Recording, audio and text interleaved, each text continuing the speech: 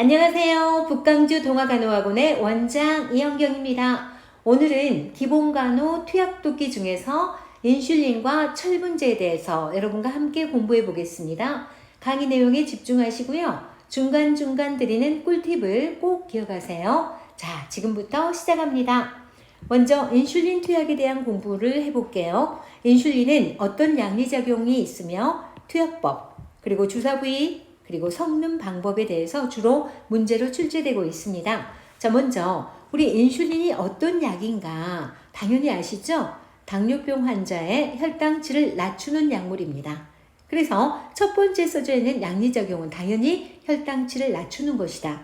그런데 이 인슐린을 투약하는 방법은 피하 주사해야 된다, 문지르지 않는다, 이 부분이 되게 중요하거든요. 이거를 설명하기 위해서 먼저 한번 함께 생각해 보고 싶은 게 있어요.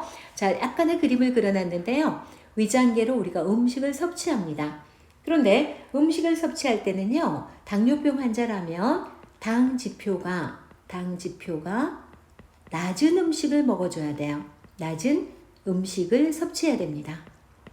그러면 당 지표가 낮은 음식이라 함은 보리, 그리고 통밀, 그리고 현미, 이런 것들이 당지표가 낮다. 즉 당지표가 낮다라는 이야기는 흡수되는 속도가 느리다. 그래서 자, 이런 음식을 선택했을 때 위장관으로 먹은 음식이 혈액까지 도달하는 데는 시간이 걸립니다. 그래서 서서히 흡수가 되어집니다. 만약에 당지표가 높은 음식을 섭취하게 된다면 금세 혈당으로 다 당이 스며들어가게 될 겁니다. 그럼 혈당 조절이 어렵겠죠. 그래서 당 지표가 낮은 음식을 선택해줘라. 보리, 통밀, 현미, 이런 것들을 선택해줘라. 먼저 그거 아시고요. 그럼에도 불구하고 당뇨병 환자는 혈당치가 굉장히 높아져 있습니다. 왜냐고요? 인슐린이 부족하기 때문에 혈액에 스며들어간 당이 세포로 나가서 연소돼서 에너지원으로 이용돼야 되는데 그렇게 되지 못하기 때문에 혈당치가 높습니다. 그러면 이 혈당치를 낮춰야 되기 때문에 주사를 놔요. 그래서 인슐린을 투약을 합니다. 그런데 오늘 지금 배우고자 하는 이 인슐린은 무슨 투약을 해야 되냐면 피하 주사를 해야 됩니다.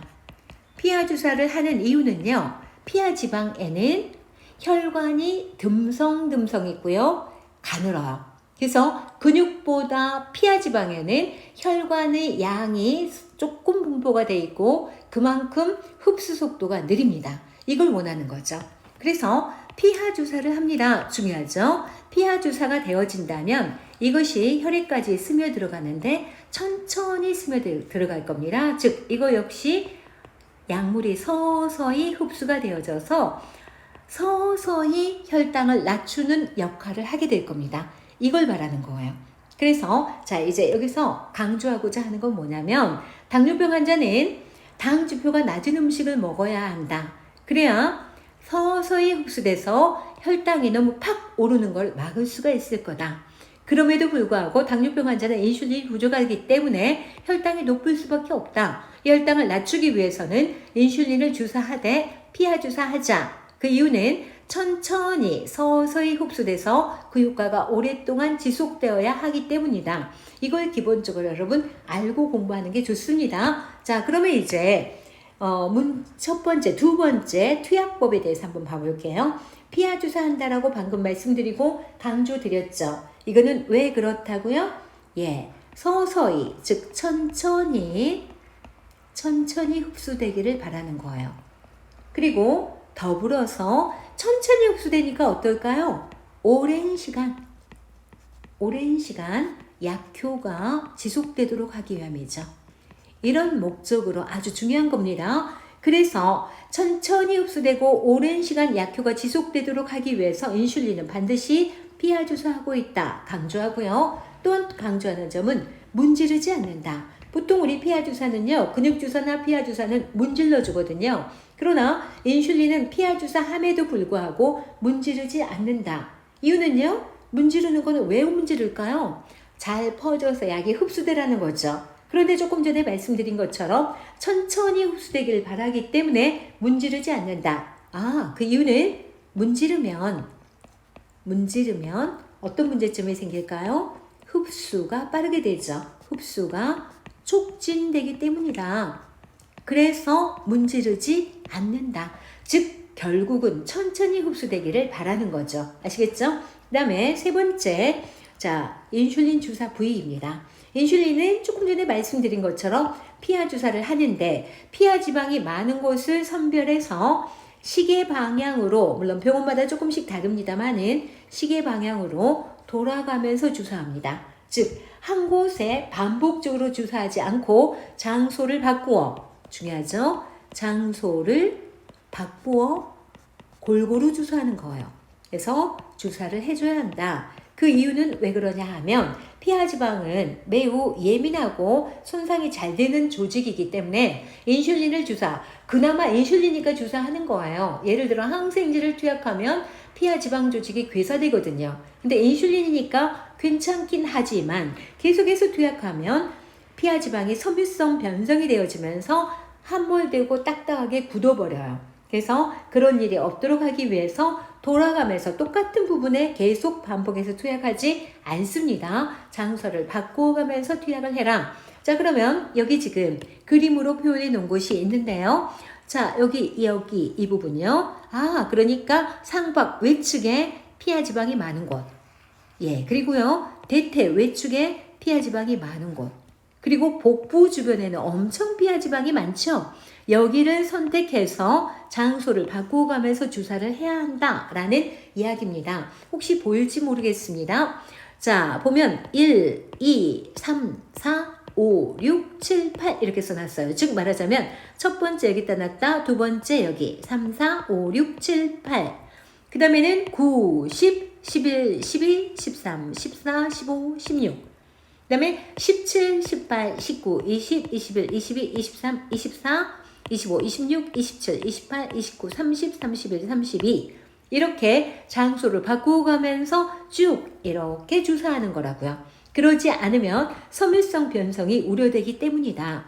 그 다음에 가장 일정하게 흡수가 되어지는, 즉 활동을 하고 돌아다녀도 복부에 있는 지방은 움직임이 없기 때문에 가장 일정한 속도로 흡수가 되어지는 복부를 가장 많이 선택하죠. 그래서 1, 2, 3, 4, 그 다음에 5, 6, 7, 8, 9, 10, 11, 12, 13, 14, 15, 16, 17, 18, 19, 20, 21, 22, 23, 24, 25, 26, 27, 28, 29, 30, 31, 32 이렇게 돌아가면서 장소를 바꾸어가며 주사를 한다. 기억하세요. 시계 방향으로 돌아가면서 주사한다. 꼭 시계 방향이 중요하기보다는 장소를 바꾸어서 돌아가며 주사를 한다라는 점 알아두셔야 합니다. 더불어서요. 자, 인슐린은요, 냉장 보관하고 다회성 바이알이에요. 몇 번 사용할 수가 있거든요. 그래서 냉장고에 보관을 해놨는데 인슐린이 이렇게 가라앉아요. 그러면 가라앉아버린 인슐린을 섞어야 되거든요. 이때 어떻게 할 건가? 이것도 되게 중요한데요. 양 손바닥 사이에 넣습니다. 사이에 넣고 굴려서 섞어줘야 돼요. 만약에 위아래로 세게 흔들어 버리면 기포가 형성되기 때문에 인슐린은 매우 소량을 투약해야 되거든요. 그런데 기포가 생겨버리면 정확한 용량 계측이 안 되기 때문에 이걸 섞는 방법은 되게 중요합니다. 그 방법은 양 손바닥 사이에 넣고 굴려라. 예, 강조하죠. 그 이유는 정확한 용량을 계측해야 되는데 기포가 발생하면 그럴 수 없기 때문이다. 이 또한 알아두시고 여기 그림처럼 손바닥 사이에 넣고 굴리고 있죠? 예, 그렇게 하라는 말씀입니다. 또한 밑에 설명을 조금 더 봐보자면 지금 여기 1cc짜리 인슐린 주사기를 사용할 수 있고요. 또는 2cc 주사기를 사용할 수 있습니다.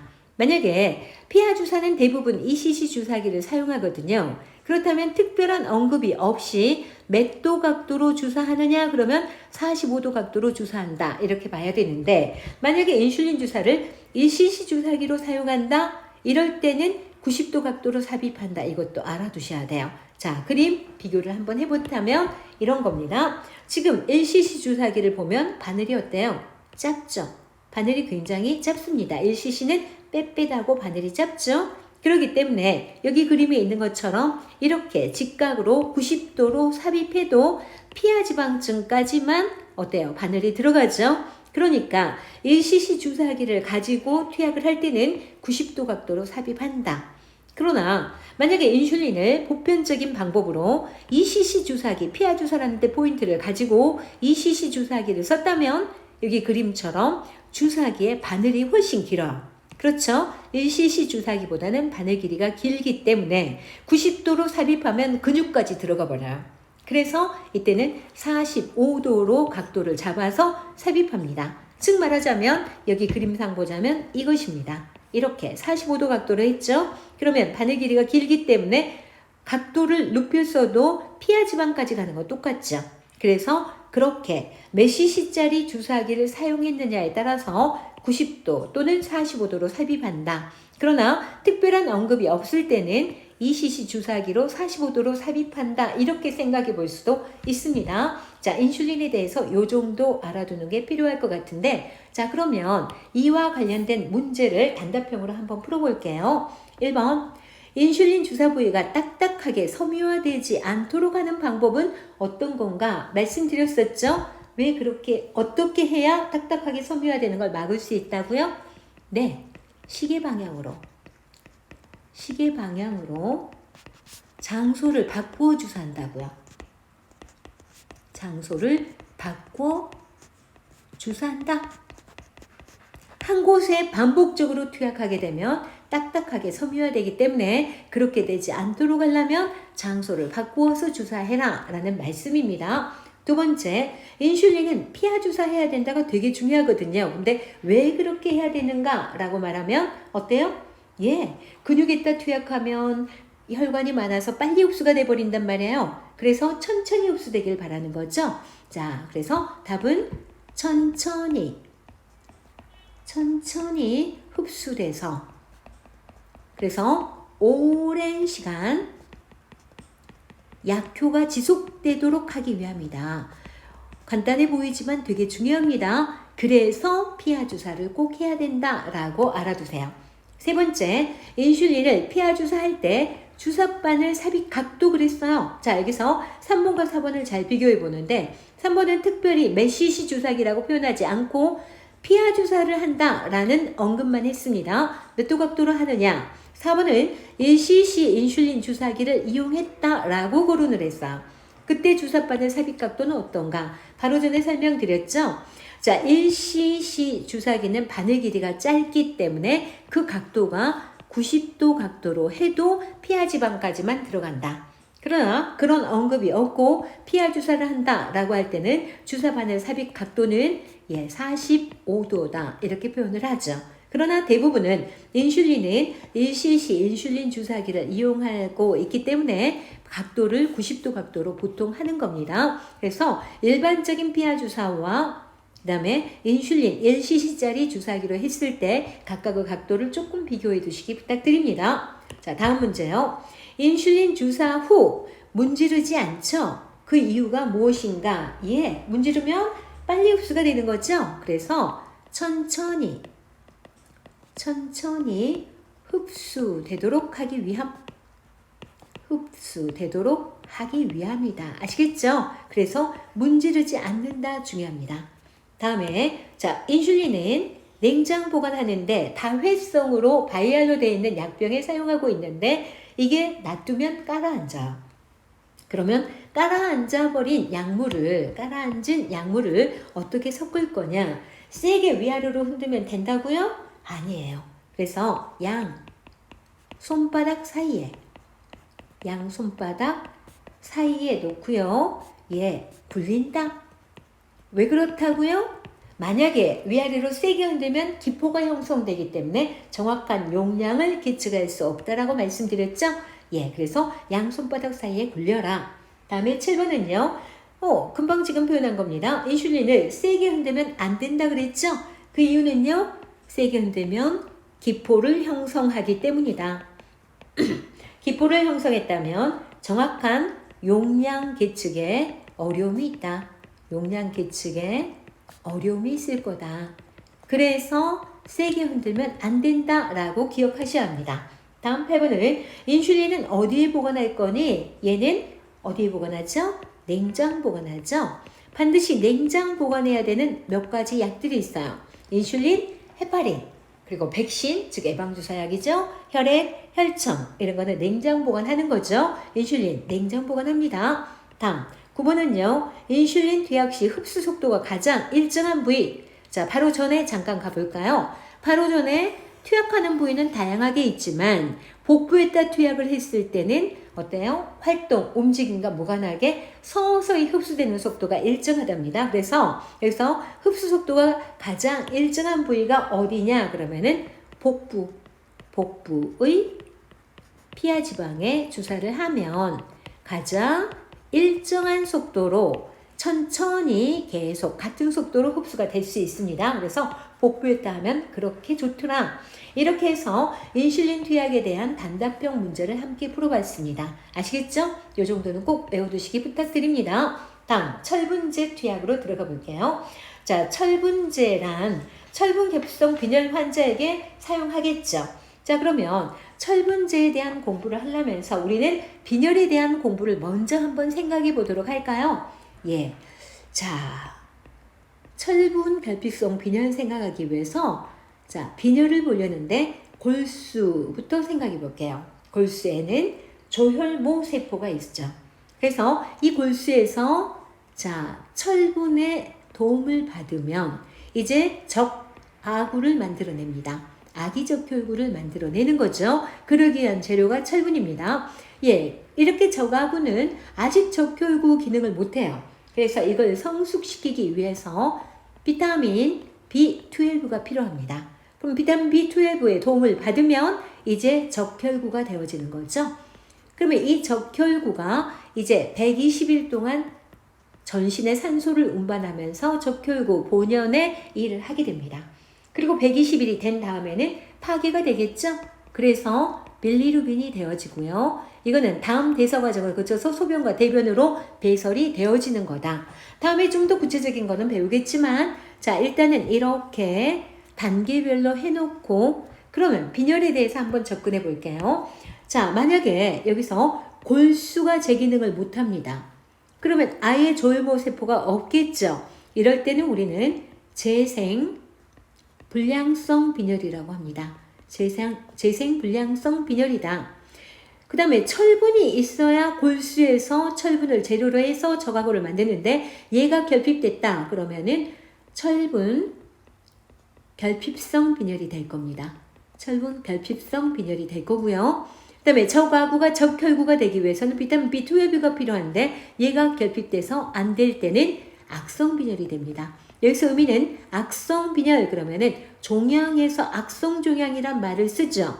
즉 위장이 너무 망가져서 위장에서 비타민 B12 흡수인자를 만들어내지 못해서 즉 위암이 의심되거나 우려되는 환자에게 주로 나타나는 빈혈이다. 그래서 악성 빈혈이라고 한답니다. 다음에 적혈구가 120일 수명을 살고 파괴돼야 되는데 그 이전에 파괴돼 버렸다. 그러면 적혈구가 용혈된 거죠. 이런 것을 용혈성 빈혈이라고 합니다. 이렇게 빈혈의 종류를 몇 가지로 대별해서 좀 알아두는 것도 괜찮습니다. 자, 재생불량성 빈혈, 철분계피성 빈혈, 악성 빈혈, 용혈성 빈혈. 자, 그러면 이 중에서 우리는 오늘 뭐를 공부하려고 하냐면요. 철분계피성 빈혈에 대해서 공부하려고 합니다. 자, 철분이라는 성분이 있어야 골수에서 조혈모 세포가 적아구를 만들 건데 철분이 결핍돼 있으면 빈혈이 되겠죠. 이런 환자에게 철분제를 투약합니다. 그러면 철분제에 대해서 이제 구체적으로 들어가 보겠습니다. 철분제가 흡수가 잘 촉진되려면 어떻게 되어져야 흡수에 도움이 될 건가? 이거 하나 알아두셔야 될 것들이 있고요. 두 번째, 철분제 투약 교육도 알아둘 것들이 있을 겁니다. 자, 그러면 꼼꼼하게 들어가 보겠습니다. 먼저 첫 번째, 철분은 다시요. 자, 철분은 산성에서 흡수가 된다. 중요합니다. 산성에서 흡수가 된다는 점을 알아야 합니다. 그래서 이것과 함께 투약을 해야 됩니다. 중요한데요. 자, 이것은 무엇이냐면 비타민 C, 즉 아스콜빈산과 함께 투약을 한다. 이것을 흔히 주스와 함께 먹는다 이렇게 표현하기도 하죠. 주스에는 비타민C가 많으니까요. 그래서 주스와 함께 먹는다 이렇게 표현하기도 하고요. 비타민C, 아스콜빈산, 여기서 산성이죠. 자, 철분은 산성에서만 흡수가 된다. 알칼리 속에서 흡수가 되지 않는다. 이 점 하나 알아두셔야 되고요. 그래서 비타민C와 함께 투약한다. 기억하셔야 됩니다. 그 다음에 자, 두 번째 강조하고자 하는 거는 위장장애가 없다면 이라는 단서가 있습니다. 사실은요, 철분제는 위장장애 우려가 있어요. 교육해야 될 점에 위장장애 우려가 있는데 아이들이라면 위장장애가 아직은 없을 겁니다. 그럴 때는 오히려 식전에 투약하는 게 좋아요. 다시요. 밑에 보니까 철분제는 위장장애가 우려되기 때문에 그걸 예방하기 위해서 원래는 식 직후에 투약을 합니다. 그러나 아이들의 경우에는 위장장애가 없다라는 단서가 있을 때는 식전 투약이 가능합니다. 이거 예외 상황이니까 나름대로 이해하고 보셔야 합니다. 이럴 때는 특별히 철분과 위산이 섞여버립니다. 철분은 산성에서 흡수된다 그랬는데 철분과 위산이 만나요. 그러니까 어때요? 산성이기 때문에 바로 흡수가 되겠죠. 그래서 식전에 투약을 할 때는 굳이 비타민C를 함께 투약하지 않아도 괜찮아요. 뭐와 섞이기 때문이냐면 위산과 섞이기 때문이다. 이렇게도 알아둡니다. 그러나 더 훨씬 중요하게 보고 있는 거는 비타민C, 아스콜빈산, 주스와 함께 줘라. 되게 강조하고 있으니 기억해 두시기 부탁드립니다. 계속해서 갈게요. 자, 그러면 철분 투약의 교육할 점입니다. 자, 교육할 점에 변의 색깔이 까맣게 변한다는 것을 알려줘야 되거든요. 중요하다고요. 변의 색깔이 검게 변한다. 이것은 큰일 났네. 장에서 출혈이 있는가? 이게 아니고요. 철분이 원래 흡수가 잘 되지 않습니다. 그래서 흡수가 되지 않은 철분이 변에 섞여 나오기 때문에 변의 색깔이 검게 변한다. 그러니까 환자가 철분제를 먹고 있는 환자가 저는 변의 색깔이 이렇게 까매졌어요. 큰일 났나 봐요. 라고 할 때 어머 진짜 큰일이네요. 이게 아니라 철분은 본래 약으로 먹었을 때 흡수율은 20-30% 밖에 흡수되지 않고 나머지는 어때요? 위장에 있다가 변으로 나와버려요. 근데 철분색 자체가 암갈색이에요. 그래서 변의 색깔과 섞이니까 변의 색깔이 까맣게 나온다. 이거는 그럴 수 있기 때문이라는 것을 교육시켜줘야 된다는 말씀입니다. 자, 여기 옆에 그림을 하나 그려놨어요. 한번 봐볼게요. 자, 지금 이게 뭐냐면요. 자, 이거를 봐볼게요. 이게 뭐냐면요. 옆에 그림이요. 구강입니다. 식도, 위, 소장, 대장. 옆으로 쭉 늘어뜨려서 그려놓은 겁니다. 구강, 식도, 위, 소장, 대장 그림입니다. 그리고요, 혈관이 있고 신장을 그려놨어요. 자, 그러면 한번 봐볼게요. 자, 철분제를 먹었습니다. 이 사람이 철분계피성 빈혈인가 봐요. 그래서 철분제를 복용합니다. 그러면 철분제가 쭉 들어가서 여기에서 소장에서 흡수가 되어집니다. 어디로 들어간다고요? 네, 혈액으로 철분이 스며 들어갈 겁니다. 그것은 불과 20-30%밖에 되지 않는다는 말씀이요. 그러면 흡수되지 않은 철분제는 여기 대장을 통해서 이렇게 나가버려요. 그러면 대변의 색깔에 철분색이 섞이겠죠? 그래서 변으로 나가는 변의 색깔이 변화가 되게 된다고요. 그게 검은색으로 변화돼서 나오더라. 다시요. 변으로 배설된다라는 것은 흡수되지 않은 철분이 빠져나오는 거고 원래 철분제는 많이 흡수되지 않습니다. 그러면 말 나온 김에 설명을 하자면요. 혈액으로 스며들어간 철분은 우리 몸에 이용이 되고 나서 이렇게 신장을 통해서 소변으로 나오는 거예요. 그러니까 소변은 결국은 우리가 섭취한 음식이 흡수가 됐을 때 다 우리 몸에서 쓰고 나서 나온 성분이 소변이고요. 대변은 흡수되지 않은 성분이 나온 게 대변입니다. 이거를 여러분이 비교해서 좀 알아두시기 부탁드려요. 소변은 우리가 흡수해서 혈액으로 들어간 게 나오는 거는 소변이다. 그러나 대변은 흡수되지 않고 위장에 잔류해 있던 것이 항문을 통해서 빠져나온 건 대변이다. 다시요. 그러면 철분제는 잘 흡수가 되지 않습니다. 그렇기 때문에 변에 색깔이 까맣게 변합니다. 왜 제가 이거를 강조 말씀드리냐면요. 최근 국가시험 문제에서 어떻게 나왔냐면 철분제를 먹는데 그래서 나타날 수 있는 현상으로 옳은 것. 그래서 예문에 소변 색깔이 검은색으로 변한다. 맞나요? 아닙니다. 소변 색깔이 검은색으로 변하는 게 아니라 흡수되지 않고 배설되어지는 대변의 색깔이 검은색으로 변한다. 그래야 맞는 거예요. 이거 되게 강조드립니다. 다음에 계속해서 가볼게요. 치아 착색 우려가 있습니다. 왜요? 철분은 암적색이에요. 거의 거무튀튀합니다. 그래서 이게 치아의 착색이 될 겁니다.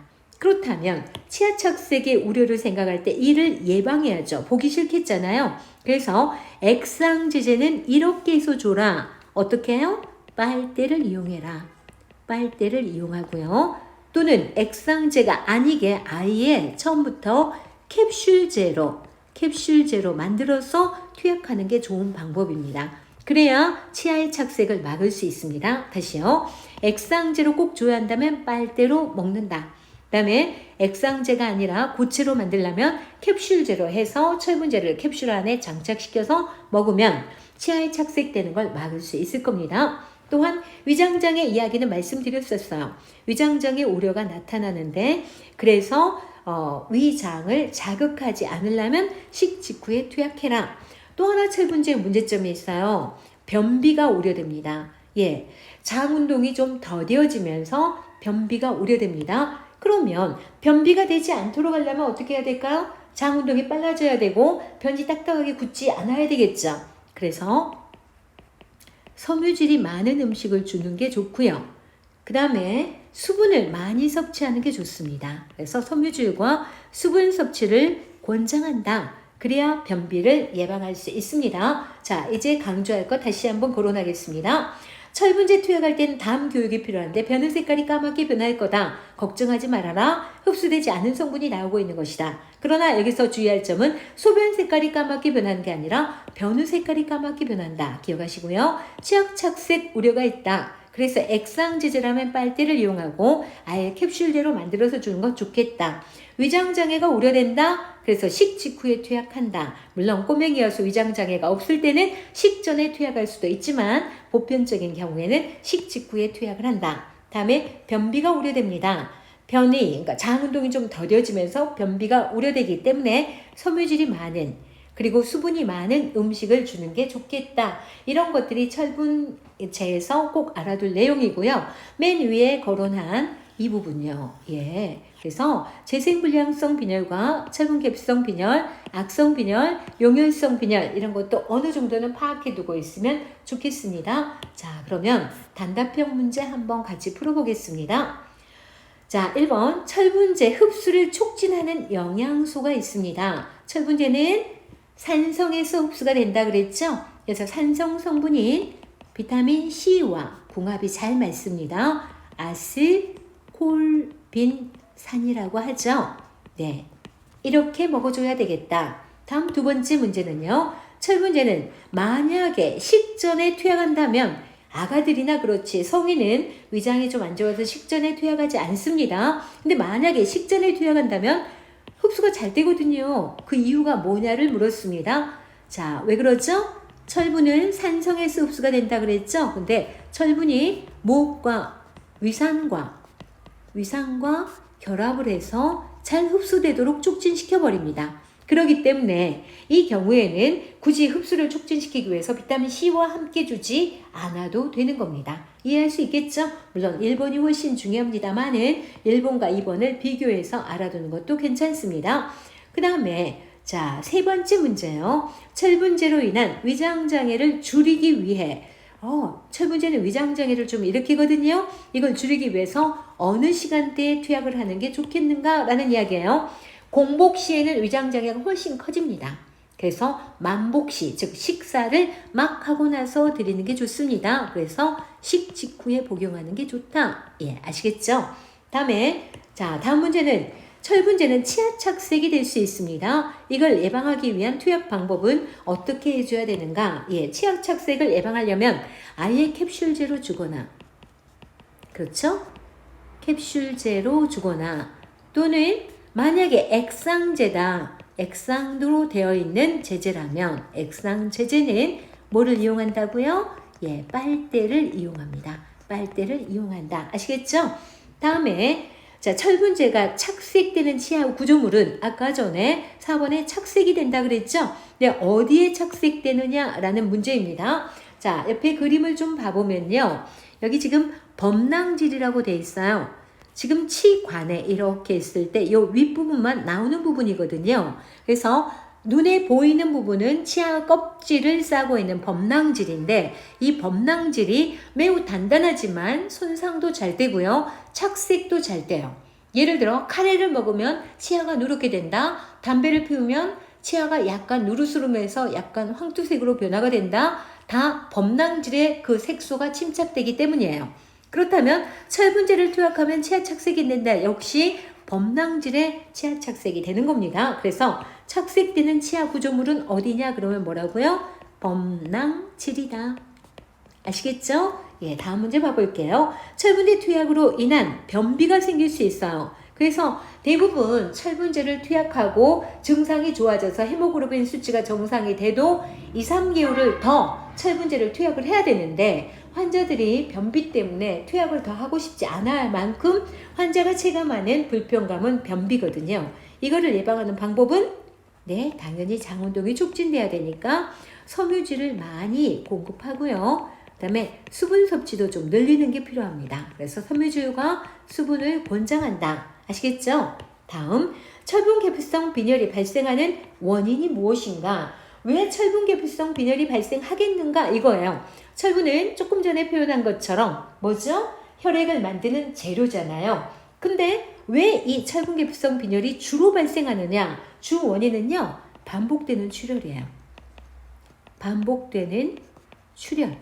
즉 말하자면 출혈을 많이 하면 혈액이 빠져나갔기 때문에 그 혈액을 보충하기 위해서 자꾸만 간에다 저장해놨던 철분을 빼서 쓰거든요. 그래서 결국은 고갈이 되고 없어서 더 이상 만들어내지 못해버리는 현상이 발생합니다. 예를 들어 그래서 가임 여성에게 많이 오는데 출혈이 있다. 반복되는 출혈이 있다. 또 치질로 인해서 너무 많이 출혈이 반복되고 있다. 이래도 철분계피성 빈혈이 오거든요. 그런가 하면 철분 섭취를 너무 하지 않아도 그럴 수 있어요. 철분 섭취가 부족해서 그럴 수 있다. 다시요. 너무 많은 출혈 때문에 그럴 수도 있고 철분을 잘 섭취하지 못해서도 그럴 수 있습니다. 철분계피성 빈혈이 발생하는 주 원인을 말씀드렸고 의외로 출혈 때문이라는 것도 좀 알고 있는가 강조 말씀드립니다. 다음 자 문제요. 철분계피성 빈혈이 호발하는 사람은 누군가? 그러면 여기서 일단은 반복되는 출혈이 경험되어지는 사람은 일단 호발하겠네요. 조금 전에 말씀드렸습니다. 가임 여성. 가임 여성은 매달 월경을 하죠. 그러다 보니 그만큼 출혈이 있어서 철분계피성 빈혈이 될 가능성이 더 높은 걸로 되어 있습니다. 또한 철분 섭취가 부족해서 그렇다. 누군가 저소득층.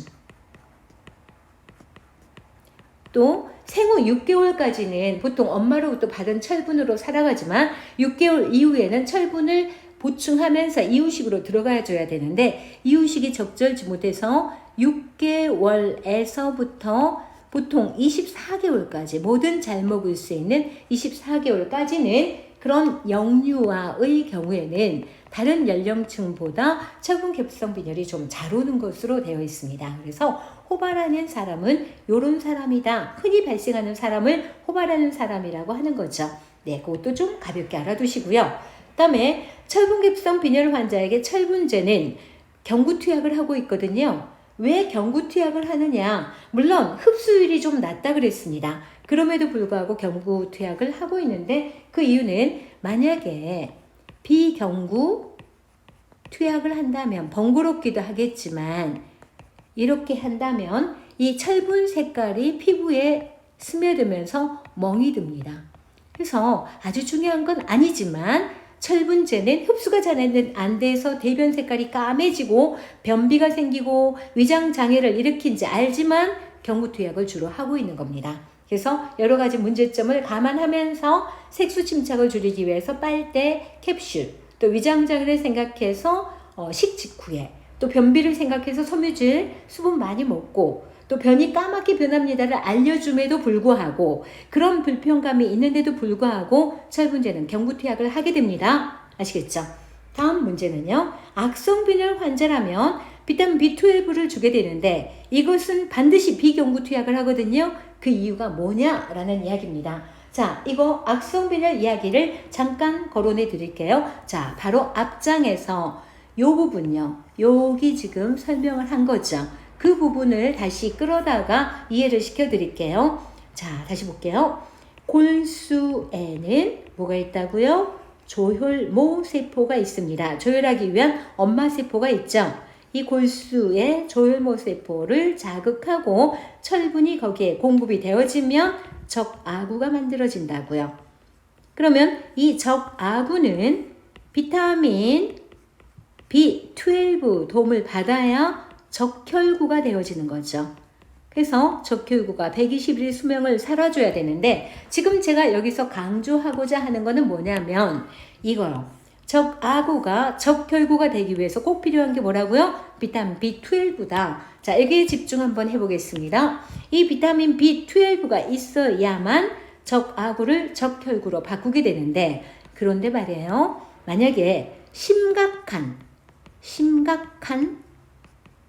위장 장애를 가지고 있는 환자, 위장 장애 환자, 예를 들어 위암 환자거나 위암 의심되는 환자, 우려되는 환자, 이런 환자는 자, 어떤 문제가 있냐면 비타민 B12 흡수인자를 내놓지 못합니다. 흡수인자를 생산하지 못해요. 그러면 흡수를 못하겠네요. 그래서 다시요. 여기요. 비타민 B12가 부족해요. 심각한 위장장애 환자는 다시요. 얘가 안 만들어진다고요. 비타민 B12가 결핍됩니다. 그러면은 적아구가 적혈구가 되지 못하기 때문에 빈혈이 발생합니다. 그것이 뭐다? 악성빈혈이다. 그렇다면 여기서 여러분은 악성빈혈 환자는 비타민 B12를 줘야 된다까지 연결이 되죠. 그런데 왜 비경구적으로 줘야 되느냐? 비타민 B12는 반드시 비경구적으로 줘야 되거든요. 이유는 위장장애가 있기 때문에 비타민 B12를 입으로 경구적으로 줘도 흡수하지 못합니다. 그래서 비경구적으로 투약을 하는 거죠. 이걸 말로 쓴다면 위장장애 환자, 즉 다시 말해서 위장장애 환자에게 흔히 발생한다 그랬잖아요. 위장장애 환자는 비타민 B12를 경구투약했을 때 경구투약 시 흡수를 전혀 하지 못합니다. 위장이 망가져서 비타민 B12 흡수인자를 만들어내지 못하기 때문에 흡수할 수 없습니다. 그래서 어쩔 수 없이 악성빈혈 환자는 비타민 B12를 비경구적으로 투약하게 됩니다. 아시겠나요? 그래서 9번, 10번 비교하세요. 다시요. 어떤 비교점이 필요하냐 하면 철분기성 빈혈은 철분제를 준다. 그런데 주는 방법은 경구투약한다. 악성빈혈 환자는 비타민 B12를 준다. 그런데 이 환자는 위장장애가 심각하기 때문에 경구투약하면 흡수하지 못한다. 그래서 비경구투약한다. 이렇게 9번과 10번을 약간 생각을 더 넓혀서 알아두는 것도 괜찮을 것 같습니다. 아시겠죠? 네, 이렇게 해서 오늘은 인슐린 투약법과 철분제 투약법에 대해서 함께 공부했습니다. 오늘도 수고 많으셨고요. 자, 꼭 알아두세요 하는 꿀팁들을 정확히 이해하고 또 외워서 문제 푸는데 어려움이 없기를 바랍니다. 수고 많이 하셨고요. 제 강의가 도움되었다면 구독, 좋아요, 알림 설정 부탁드려요. 감사합니다.